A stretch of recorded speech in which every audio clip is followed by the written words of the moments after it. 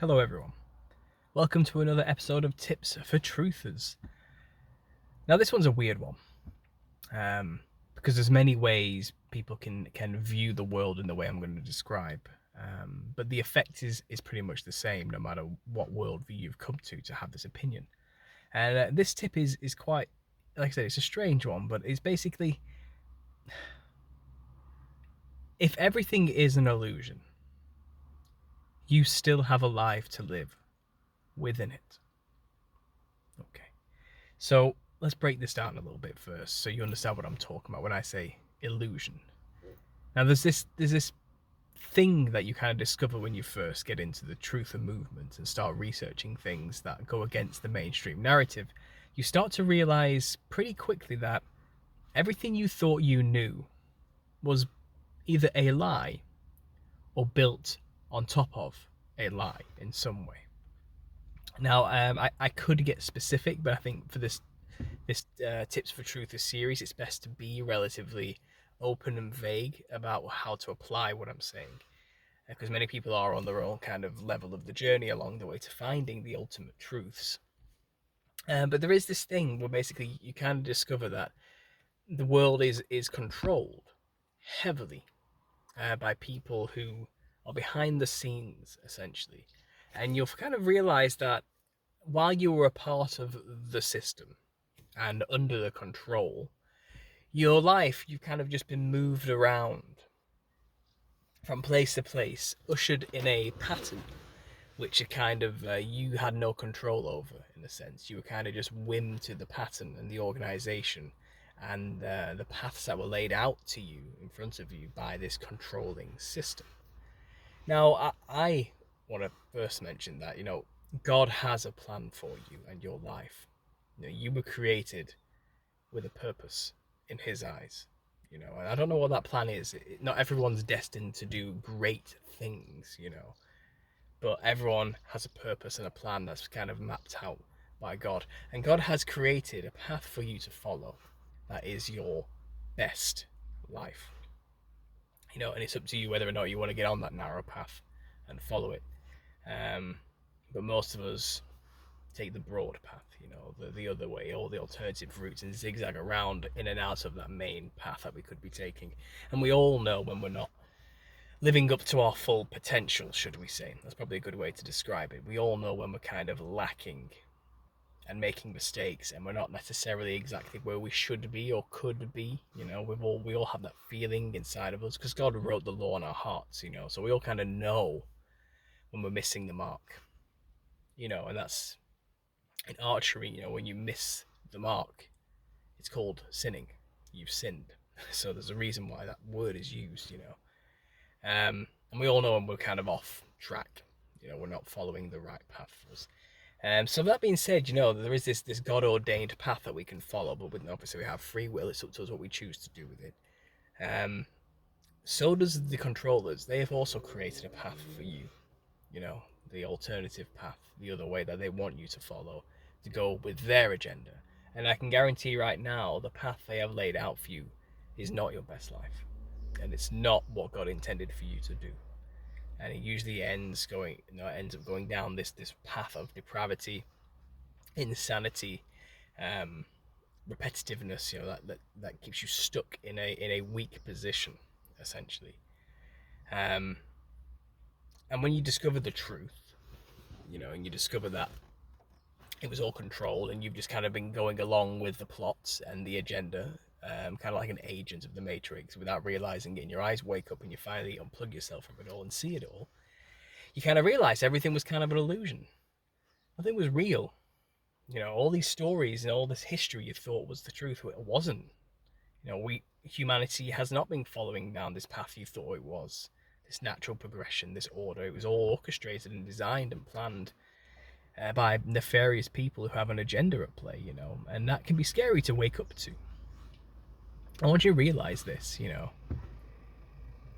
to make a choice. Are you going to continue to live or not in the world? Because this is the thing, even if the world is an illusion and everything was orchestrated and there's a plan that's at play, and it's all a lie, everything you see on the TV, all the news, all that kind of stuff, it's all just control and a lie. you still have the choice to make. Like, are you just going to give up? Or are you going to keep going and living? Because whether it is an illusion or not, you still have to make money. You still have to eat. You still have to drink. You still have a family to look after. We all have to work. You know, there's things that we have to still do, whether it's all an illusion or not. It doesn't change much when you actually think about it, you know. And again, as I'm not trying to put a downer on things, but we have to realize, I said, no, at the start of this, you can't save the world, you know, you can't save everybody.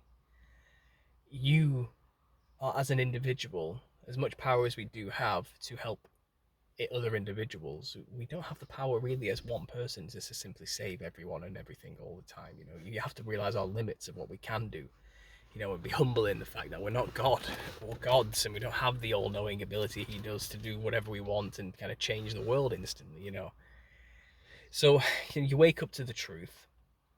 I think a lot of people end up worse off because of it, because they kind of give up and they kind of feel like they're living in an illusion that isn't real. Nothing's real, you know. They can't trust their senses anymore, so they kind of don't go along living sensibly anymore. They kind of just stay in the room, watch videos, and never leave, and have minimal contact with the outside world because of it, you know. And I'm trying to say, you know, you still have a life out there to lead. And as I said at the start of this video, God has a plan laid out for you that isn't a part of this world, you know. Well, it is, it's within the world, but it doesn't follow in the path that the controllers of the world want you to follow. It's a better path. It's a way you can live righteously here, right now, and have a fruitful life, a happy life, a comfortable life. And that isn't to say you won't suffer. God never promised a life without suffering. You know, and it's through the suffering actually that we get stronger. It's through these tests and trials that God tests us and prepares us for what he truly had planned for us in the end. You know, and to get there, work has to be done on you. You can't expect to be suddenly living your full potential overnight. You know, who you are when times are tough, the decisions you make and are capable of making only become apparent when you're in tough times. And you won't learn that about yourself until you have to suffer a little bit, you know, and that is also part of God's plan. And perhaps waking up and realizing it's all an illusion, and the fear and the dread you felt is a part of this test, you know. And so that's one way of viewing the whole, it's an illusion. Some people have literally gone down the path within the conspiracy culture of actually realizing it truly is all an illusion, you know. They've maybe gone down that rabbit hole where everything is just holographic projection of some kind. It's all a projection of consciousness, you know, of the collective consciousness. If you've gone down the New Age route, on the Gnostic route, you know, you might be in that world still, where you think everything is just literally vibration and frequency and nothing is actually real, you know, that kind of angle. Or maybe you are quite basic in your research and you actually think maybe we're plugged into a computer simulation or something, you know, like a Matrix style, literal Matrix style situation.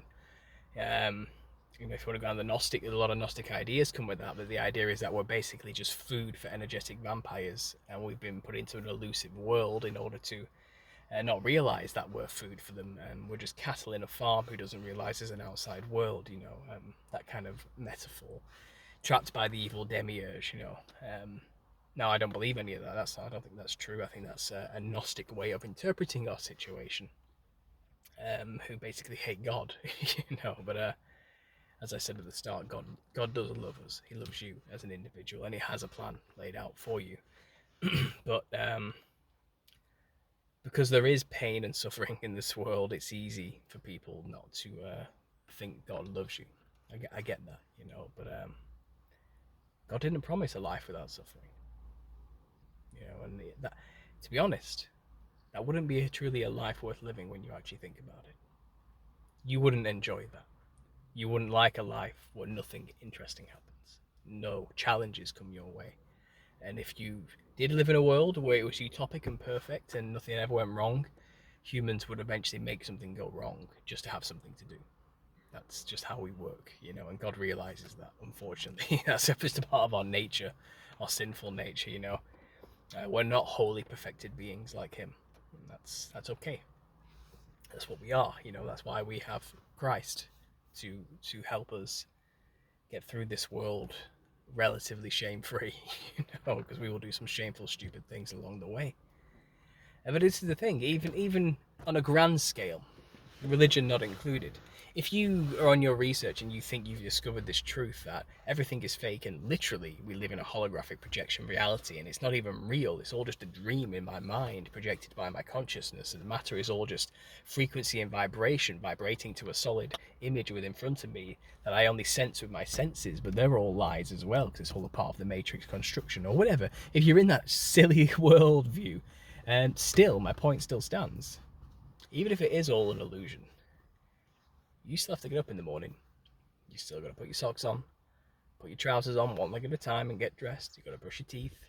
You got to go downstairs. You got to have something to eat, have a coffee, get in your car, go to work, earn some money, feed your family, save for that holiday. You still have a life to live within it, whether it's an illusion or not.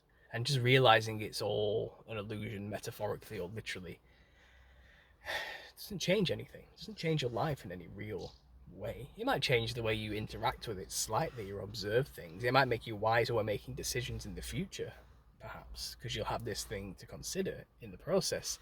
But you still have a life to lead. And I would encourage everybody out there not to just give up because you discovered this all-encompassing thing that kind of puts a wrench in your life path that you had designed for yourself, You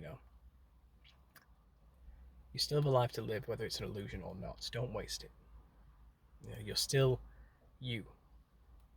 You're still a person. You're still an individual. You're still somebody with a consciousness and a mind and a soul, with desires and wants and needs, and fears. Everything is still there. And if you're lucky enough to have a family, you still have a son or a daughter or a wife or a mother or a father or a brother or a sister, or nephews or nieces, whatever. You still have people around you who love you, who are also, in the illusion with you, and also have their life to live. Don't let it change you too much when you discover these type of things, because it literally changes very little about your day to day when you really think about it.